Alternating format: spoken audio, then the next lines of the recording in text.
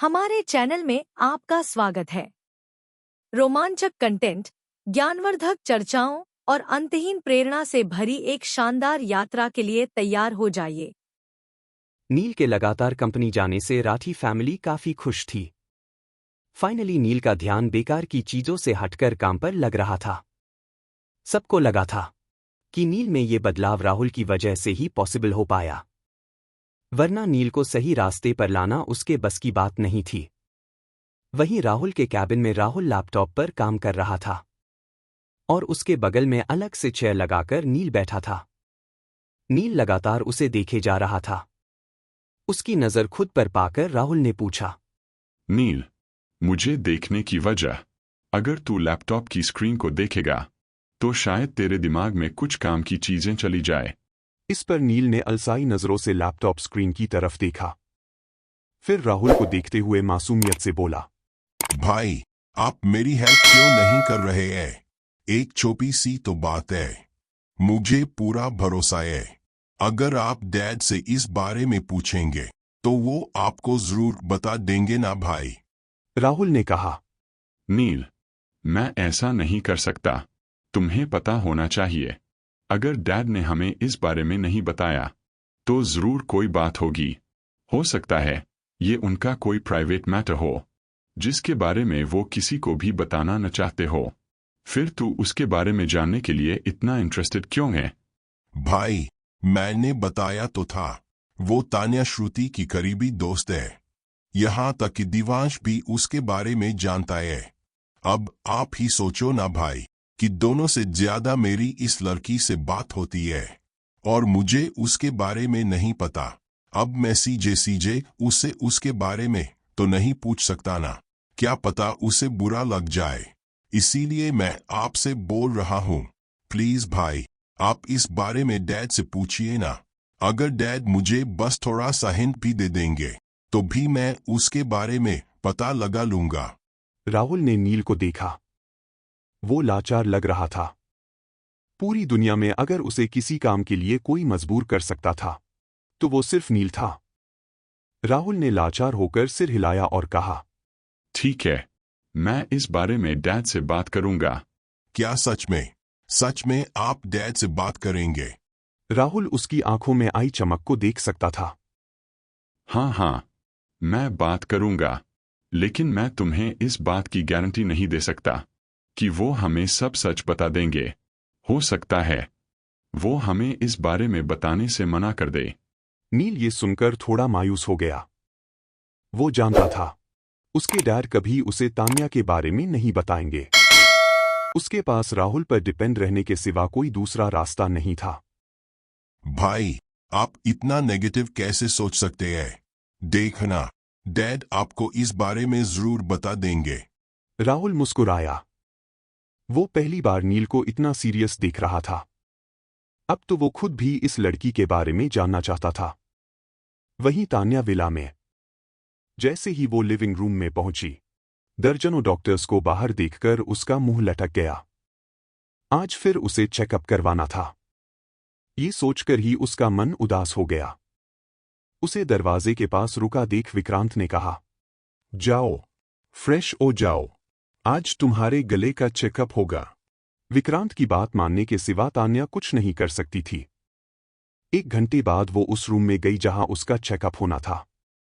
रात के 8 बजे जाकर वो वहां से फ्री हुई। डॉक्टर ने उसे कुछ दिनों तक हल्का खाना खाने को कहा।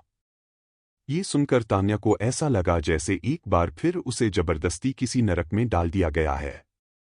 डाइनिंग टेबल पर तान्या ने रुद्र की चेयर को खाली देखा और एक गहरी सांस लेते हुए बोली, अच्छा है, रुद्र नहीं है। कुछ दिन उन्हें नहीं देखूंगी तो मुझे सब भूलने में आसानी होगी। वैसे भी अब मेरे इंटरव्यू के लिए बस 3 दिन बचे हैं। मुझे उसकी तैयारी करनी चाहिए। देखते देखते 2 दिन बीत गए। अगले दिन तान्या का इंटरव्यू था और वो पूरे फोकस के साथ अपने इंटरव्यू की तैयारी कर रही थी। अभी दोपहर हो रही थी कि तभी टेबल पर रखा उसका फोन बजा। उसने देखा, ये श्रुति का कॉल था। उसके फेस पर एक स्माइल आ गई। फोन रिसीव करते ही उसने अपनी मीठी आवाज में कहा। हेलो श्रुति। दूसरी तरफ से श्रुति की टेंशन भरी आवाज आई। उस पर चिल्लाते हुए बोली, तान्या, तू ऐसा कैसे कर सकती है? रुद्र भाई को गन शॉट लगा था और तूने मुझे बताना जरूरी नहीं समझा।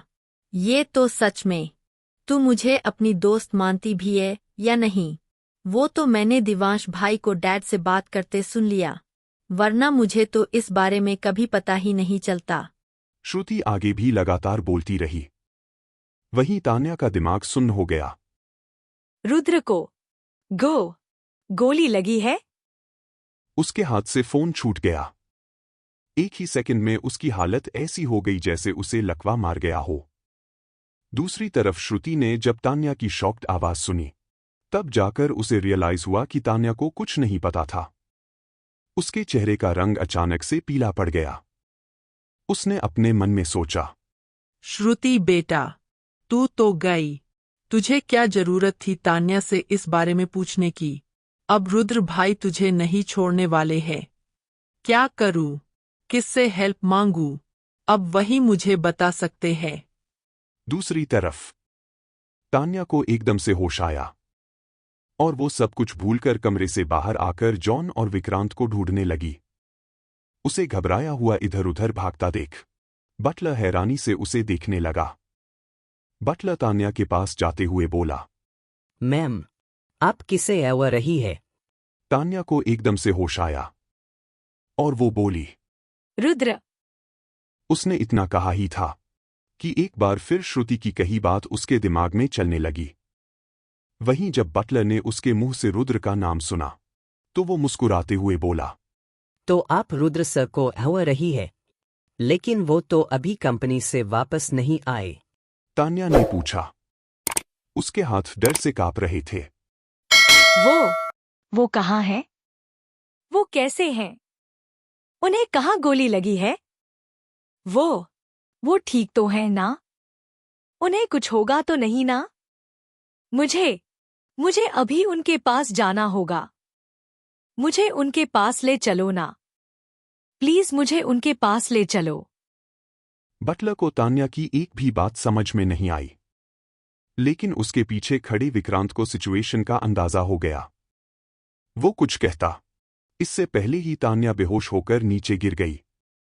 दूसरी तरफ हॉस्पिटल के वीआईपी वार्ड में डॉक्टर रुद्र के बाएं हाथ की बैंडेज बदल रहा था। तभी जॉन वार्ड में आया और बिना किसी फॉर्मेलिटी की परवाह करते हुए बोला, बॉस, उन्हें सब पता चल गया। रुद्र की आंखें अगले ही पल गहरी हो गईं। उसने सर्द आंखों से जॉन को देखा और पूछा, कैसे? जॉन पहले हिचकिचाया, फिर बोला, श्रुति ने लास्ट टाइम तान्या से बात की थी। रुद्र की मुट्ठियां बंद हो गईं और एकदम से उठकर वार्ड से बाहर चला गया। डॉक्टर हैरानी से उसे जाते देखता रहा। जब तान्या को होश आया, तब रात के 11 बज चुके थे। आंखें खोलते ही उसने खुद को अपने रूम के बेड पर पाया। इस वक्त भी उसके दिमाग में सिर्फ रुद्र था। उसने आसपास देखा और नंगे पैर ही दरवाजे की ओर भागी। तभी दरवाजा अपने आप खुला। अपने सामने रुद्र को देख तान्या के थमे आंसू एक बार फिर बहने लगे। वो जाकर उसके गले लग गई और बच्चों की तरह जोर जोर से रोने लगी। उसने रोते हुए ही कहा, तुम बहुत बुरे आदमी हो। तुम बहुत बुरे हो। तुम मुझे अकेला छोड़कर कैसे जा सकते हो? अगर तुम्हें कुछ हो जाता तो? नहीं, तुम्हें कुछ नहीं हो सकता। तुम्हें कुछ नहीं हो सकता। रुद्र ने उसके होठों पर उंगली रखकर उसे चुप करा दिया और बोला, हाँ, मुझे कुछ नहीं हो सकता जब तक तुम मेरे साथ हो। मुझे कुछ कैसे हो सकता है? देखो, मैं तुम्हारे सामने हूं। तान्या ने उसे नम आंखों से देखा, सिर हिला दिया और बोली, तुम्हें कुछ नहीं हो सकता। मैं तुम्हें कुछ भी होने नहीं दूंगी। रुद्र को उसकी आंखों में आंसू देखकर बहुत बुरा लग रहा था। उसे गुस्सा भी आ रहा था, क्योंकि वो कभी भी उसकी आंखों में आंसू देखना बर्दाश्त नहीं कर सकता था। मगर जैसे ही तान्या ने कहा कि वो उसे कुछ नहीं होने देगी, उसके फेस पर स्माइल आ गई और वो उसके आंसू पोंछते हुए बोला, बहुत रात हो गई है, अब जाकर सो जाओ। तान्या ने ना में सिर हिलाया और कहा, नहीं नहीं, मुझे अभी नहीं सोना, मुझे नींद नहीं आ रही है। रुद्र ने फोर्स नहीं किया। उसे अपनी बाहों में भरते हुए उसके सिर पर हाथ फेरने लगा। उसे इस वक्त अपने दर्द की बिल्कुल भी परवाह नहीं थी। वो बस उसे खुश रखना चाहता था जो इस वक्त उसकी बाहों में थी। वहीं उसके सीने से लगी हुई तान्या को अपने दिल में राहत महसूस हुई। उसकी सारी बेचैनी, दुख, दर्द सब एक पल में गायब हो गए। कुछ देर उसके गले लगे रहने के बाद अचानक से उसे रुद्र की चोट का ख्याल आया और वो अगले ही पल उससे अलग होते हुए घबराकर बोली, तुम्हें चोट कहाँ लगी है? क्या वो ज्यादा गहरी है? मुझे दिखाओ ना, मुझे देखना है।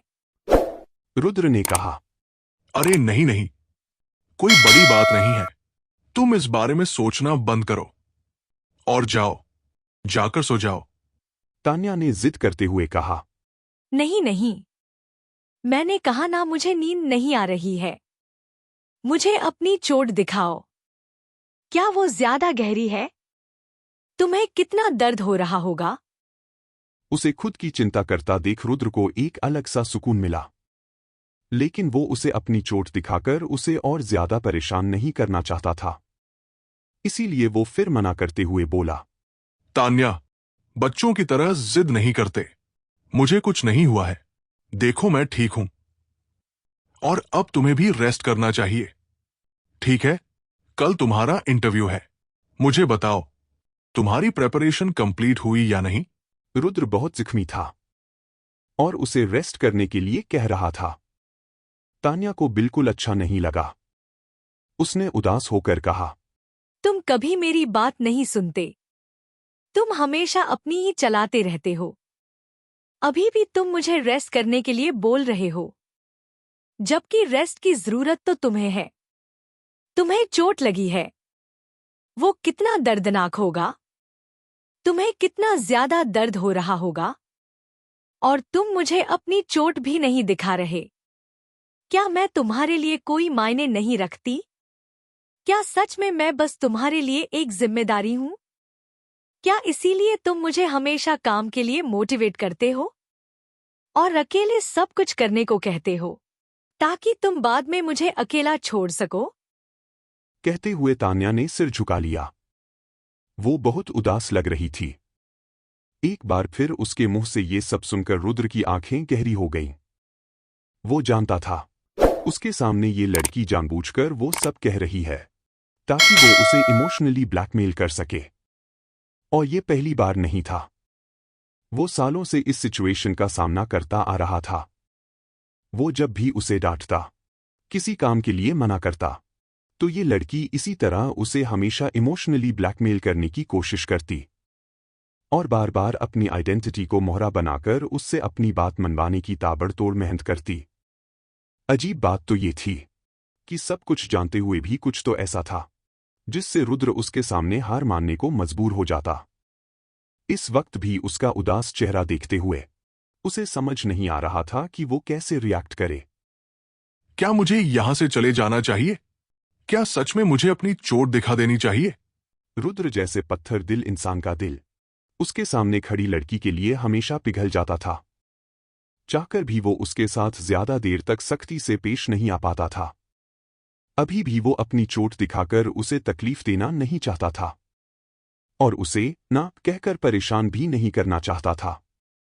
कुछ सोचते हुए उसने डिसाइड किया कि वो अपनी चोट नहीं दिखाएगा। उसने कठोरता से तान्या को ऑर्डर देते हुए कहा, तान्या, मैंने कहा ना, मुझे ज्यादा चोट नहीं लगी है, इसीलिए बच्चों की तरह जिद करना छोड़ो और जाकर सो जाओ। और हां, इस वक्त मैं बहस करने के मूड में बिल्कुल भी नहीं हूं। मैं खुद ही बहुत थका हुआ हूं और मुझे रेस्ट करने की जरूरत है। रुद्र ने जानबूझकर ऐसा कहा। वो जानता था अगर उसने कहा कि उसे रेस्ट की जरूरत है तो तान्या उसे परेशान बिल्कुल नहीं करेगी। भले ही वो झूठ ही क्यों न बोल रहा हो। तान्या ने ये सुना और घूरकर रुद्र को देखा। वो उसे ऊपर से नीचे तक अपनी बड़ी बड़ी आंखों से स्कैन करने लगी। आगे क्या हुआ जानने के लिए सुनते रहिए हमारी ये कहानी, सिर्फ और सिर्फ मजेदार कहानियां पर। वीडियो देखने के लिए बहुत बहुत धन्यवाद।